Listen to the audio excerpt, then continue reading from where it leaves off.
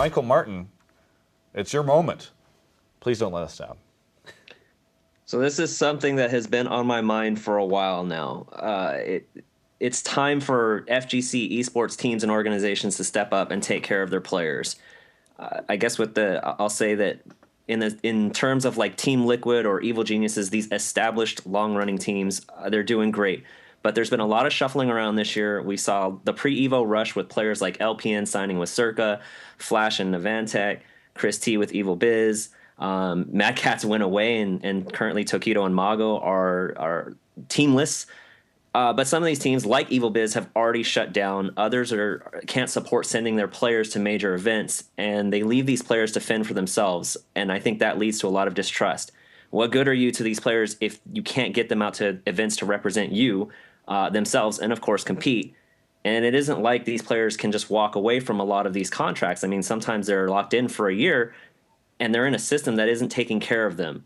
So it seems to me like new teams see a chance to get in with the impact of fighting games, Street Fighter V, the Capcom Pro Tour, and then when that doesn't happen or things don't work out, it's the players that are penalized because a team can either just fold or just say, hey, we don't have any money and we can't send you anywhere, or we can't support you the way you should be supported, yet they're locked into these contracts.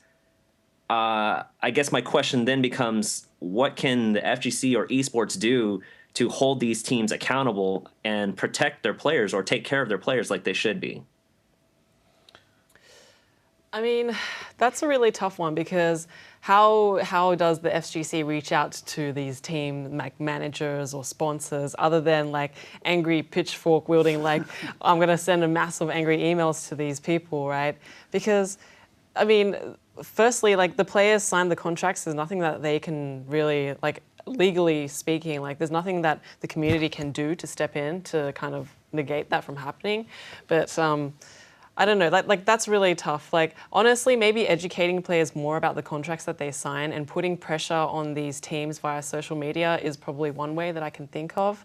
What do you guys think? Yeah, I mean, for me, I think it's so much about these contracts, right? So I know that FGC has less infrastructure than other esports, and even current, some of the top dogs like League are still finding their way to having lawyers and representation and management that can help with all this stuff. But if I was an FGC player right now and I was sort of seeing how this stuff is working with other teams, I would definitely be saying like, okay, in this contract there has to be language that I am being sent to these events, to any event I'm qualified for, or any major event, or you can iron out the rule set in it, but somebody has to know, or you have to know what the expectation is ahead of time before you sign these things. And then, if they don't do it, you just void the contract, you move on to somebody else, right?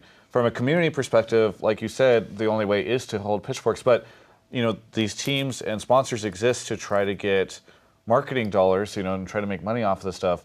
If their brand is getting damaged by, the community saying, hey, why aren't you sending these players here? Why can't they afford to?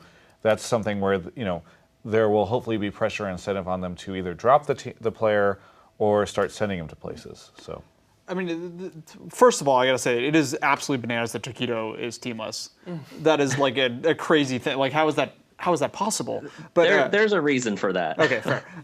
But the other thing is, the bigger picture that really worries me is that the FGC is already very wary of esports and esports money, right? Sure. Especially after the MLG situation a few years back.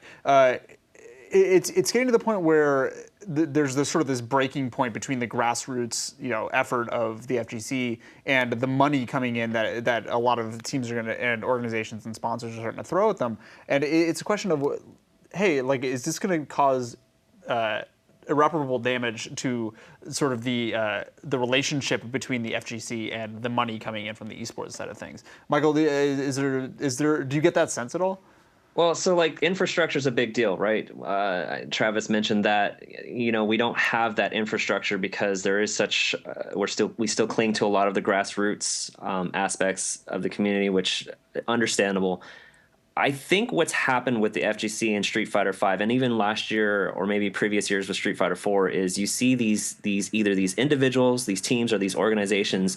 They see the FGC and they see money. They come in, and we've talked about this before. Esports is weird. Like, how do you make money in this scene? They come in, they think they can sign these players and get into this scene, and then they get to this point where players maybe aren't performing or they're not placing to the expectation. Like, well, how do we? They're not making money for these organizations. These organizations maybe don't always do their best to teach these players how to become their own brand as well as a representative of the organization's brand. And they just, some of these teams just disappear because they're literally putting their own money into this.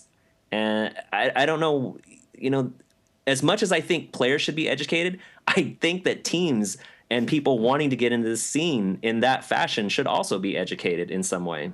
I mean, you see this all the time in other esports as well. I mean, you look at the early days of League of Legends. You look at the early days of Dota. You look at the early days of, you name it. There's always all these random teams coming in and throwing a bunch of money at some players and saying, and then being like, "Oh wait, we ran out because we never made anything." It still happens, right? It still like happens we all the say time. early days, but unfortunately, there's still instances where this is happening at the challenger level and League. Oh yeah, totally.